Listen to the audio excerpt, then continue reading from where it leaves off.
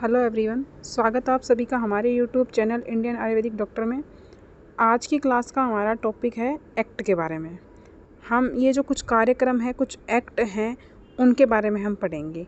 तो इसमें आपके गायनेकोलॉजी में 4 प्रोग्राम दिए गए हैं, जिनमें से एक RCH प्रोग्राम है, एक एड्स कंट्रोल प्रोग्राम है, तो एक PNDT एक्ट है और एक है MTP वाला एक्ट है।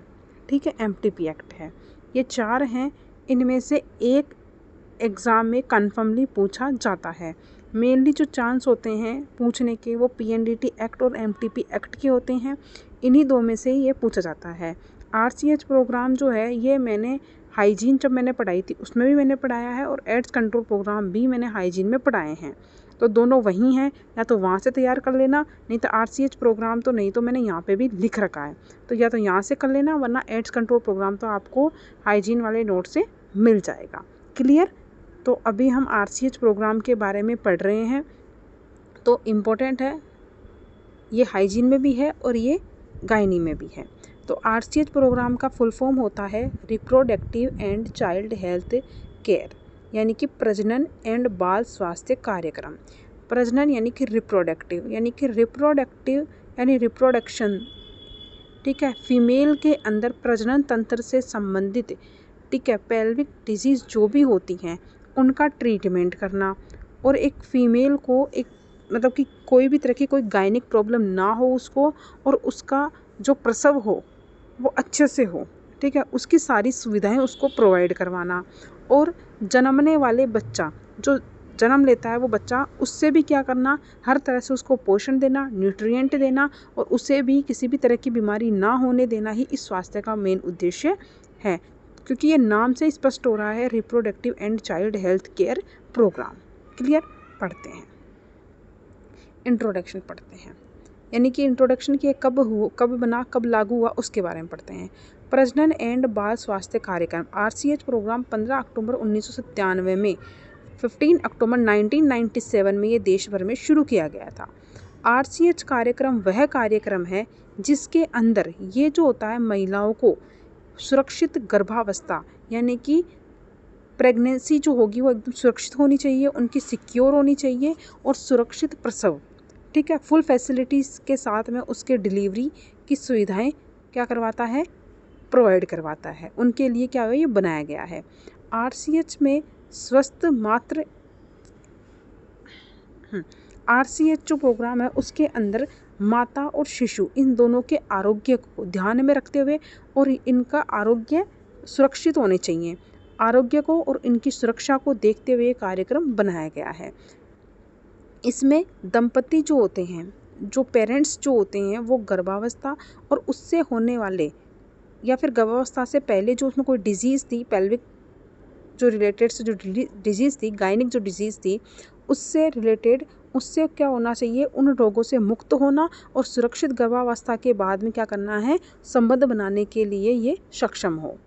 ठीक है, यानी कि कोई भी तरह की जो गायनिक डिजीज़ थी पहले गर्भावस्था से पहले उसे दूर करो, उसके बाद में सुरक्षित गर्भावस्था तक उसे लेके जाना है। ठीक है, दाम्पत्य जीवन निर्वाह करते हुए।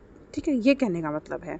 इसमें क्या होता है, सभी दंपति जब चाहे तब बच्चे के बारे में क्या कर सकते हैं, नियोजन कर सकते हैं, प्लानिंग कर सकते हैं, फैमिली प्लानिंग कर सकते हैं, जिसमें सुरक्षित प्रसव की सारी सुविधाएं उपलब्ध होती हैं RCH प्रोग्राम के अंदर। और गर्भावस्था के अंत में माता और शिशु दोनों क्या होते हैं, सुरक्षित रहते हैं, यानी कि सेफली तो क्या होती है, डिलीवरी करवाई जाती है, जिसके अंदर माता को भी सुरक्षित विदाउट एनी ट्रोमा, ठीक है, और बच्चे को भी सुरक्षित क्या होता है, डिलीवरी के द्वारा बाहर निकाला जाता है। ठीक है, तो ये दोनों ही इसके उद्देश्य है कि डिलीवरी अगर हो रही है तो माता भी सुरक्षित रहनी चाहिए और बच्चा भी सुरक्षित रहना चाहिए। ठीक है, तो ये बोलना चाहता है। ऐसे गर्भ निरोधक, और इसका उद्देश्य और क्या है, ऐसे गर्भ निरोधक साधन, यानी कि कॉन्ट्रासेप्शन जो मेथड है वो प्रोवाइड करवाना, जिससे गर्भावस्था को क्या करें, और गर्भावस्था को भी या फिर यौन संबंधी रोगों को रोका जा सकते। जो पेरेंट्स जो होते हैं, जो गर्भावस्था भी नहीं चाहते हैं, तो ऐसे कॉन्ट्रासेप्शन जो मेथड जो होते हैं उनको हमें बनाना है, जिससे गर्भावस्था को और यौन संबंधी जो STD रोग आदि होते हैं उनको हम रोक सकें, उनको हम प्रिवेंट कर सकें। ठीक है, तो ये उसके उद्देश्य हैं। उसके बाद कुछ पॉइंट हैं वो देखते हैं। पॉइंट में पहला पॉइंट है कि प्रेगनेंसी, डिलीवरी और परप्यूरियम पीरियड जो होता है, ठीक है, प्रेगनेंसी के दौरान का जो पीरियड होता है वो, डिलीवरी के दौरान का जो पीरियड होता है वो, और परप्यूरियम पीरियड यानी कि सूतिका अवस्था जिसे बोलते हैं, इसके दौरान क्या होता है, सभी माताओं के लिए स्वास्थ्य सेवाएं उपलब्ध करवानी है और जब आवश्यक हो तभी क्या हो, सुरक्षित प्रसव की यानी कि डिलीवरी की सारी सर्विसेज उपलब्ध करवानी है। दूसरा पॉइंट ये है कि नवजात शिशु की देखभाल करनी है। अब शिशु हो गया तो अच्छे से उसका रिसक्सिटेशन करवाना है, तो ये सब उसके क्या करना है, उसको इम्यूनाइजेशन करना है, उससे अगर डायरिया हो रहा है तो उस डायरिया का ट्रीटमेंट करना है, ओरल रिहाइड्रेशन ट्रीटमेंट करना डायरिया के लिए, एनीमिया को कंट्रोल करना उसके लिए, और विटामिन ए प्रोफाइलैक्सिस आदि सुविधाएं बच्चों के लिए प्रोवाइड करवाई जाती है। तो ये सभी उद्देश्य किसके होते हैं, RCH प्रोग्राम के होते हैं। मेनली ये RCH प्रोग्राम किसके आसपास घूमता है, पूरा बच्चे के और माँ के आसपास घूमेगा, ठीक है, क्योंकि इसके नाम में स्पष्ट है ये चीज़। तीसरा पॉइंट ये है कि दंपतियों के लिए सेवाएं उपलब्ध करवाना, यानी कि पेरेंट्स जो थे उनके लिए सेवाएं उपलब्ध करवाना, गर्भनिरोधक विधियों का उपयोग करना, मतलब कि कॉन्ट्रासेप्शन जो मेथड होते हैं उनको बढ़ावा देना, और बांझपन की सारी सेवाएं उन्हें उपलब्ध करवाना। यानी इनफर्टिलिटी अगर है तो इनफर्टिलिटी के लिए क्या करवाना है, IVF, इन विट्रो फर्टिलाइजेशन आदि जो सुविधाएं हैं, टेस्ट ट्यूब बेबी वाली जो सुविधाएं हैं वो सभी प्रोवाइड करवाना RCH प्रोग्राम के अंतर्गत आता है। क्लियर। उसके बाद आता है चौथा पॉइंट, रिप्रोडक्टिव ट्रैक्ट के जो इन्फेक्शन होते हैं और सेक्सुअल ट्रांसमिटेड डिजीज़ होती है उनके इन्फेक्शन को रोकना और उनके प्रबंधन के उपाय करना। पांचवा होता है कि परामर्श सहित किशोरों को स्वास्थ्य सेवाएं देना। जो एडोलसेंट जो होते हैं, एडल्ट जो होते हैं, उनके अंदर क्या करना, उनको अच्छी तरह से क्या करना, उनकी काउंसलिंग करना, उनको परामर्श देना और उनकी क्या करना, स्वास्थ्य सेवाएं प्रोवाइड करवाना। उसके बाद ये है कि RCH प्रोग्राम में निम्न बातों का समावेश है, ठीक है। RCH प्रोग्राम में उपकरणों का समावेश है कि सारे जो भी प्रेगनेंसी के दौरान जो भी टेस्ट आदि जो किए जाते हैं वो सभी उपकरण, ठीक है, एग्जामिनेशन करने के लिए जो सारे उपकरण चाहिए होते हैं वो, और डिलीवरी के दौरान जो भी उपकरण चाहिए होते हैं वो सारे क्या उन्हें प्रोवाइड करवाए जाएंगे।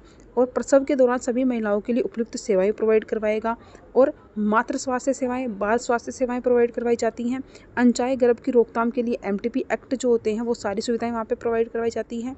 और प्रजनन पथ के जो संक्रमण होते हैं यानी कि पेल्विक इन्फेक्शन जो होते हैं वो, और यौन पथ के जो संक्रमण होते हैं इनके प्रबंधन की रोकथाम के उपाय करना, यानी उनको होने से रोकना, पेल्विक इन्फेक्शन को होने से रोकना, क्या करना, जागरूकता बढ़ाना, ठीक है, अवेयरनेस लाना समाज के अंदर, ये उसका उद्देश्य है।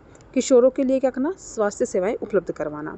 सर्विसेज फॉर मदर, मदर के लिए क्या सर्विस प्रोवाइड करवानी है, मदर के लिए टिटनेस जो होता है उसका इंजेक्शन लगना, उसका इम्यूनाइजेशन करवाना, ठीक है। एनीमिया, फीमेल के अंदर अगर एनीमिया है, मदर के अंदर एनीमिया है तो उसे ट्रीट करो। गर्भिणी परिचर्या का उसे बताओ, प्रसव की सुविधाएं बताओ, और प्रसव की सभी इमरजेंसी सुविधाएं वहाँ पे उपलब्ध होनी चाहिए। तो ये सभी उद्देश्य किसके होते हैं, RCH प्रोग्राम के उद्देश्य होते हैं। फिर नेक्स्ट है, 2 बच्चों के बीच में क्या करना है, गैप रखना है। फिर बच्चे के लिए क्या क्या करना है, बच्चे के लिए सद्योजात परिचर्या जो बताई गई है वो करनी है। टाइम टू टाइम उसका इम्यूनाइजेशन करवाना है, अच्छे से उसको क्या करना है, ब्रेस्ट फीडिंग करवानी है, उचित स्तनपान करवाना है। अगर दस्त हो रहे हैं, डायरिया है तो ORT थेरेपी देनी है उसे, ठीक है। और रक्त अल्पता की अगर एनीमिया है तो उसे बचाओ, और विटामिन प्रोफाइलैक्सिस के द्वारा विटामिन की कमी को पूरा करना है।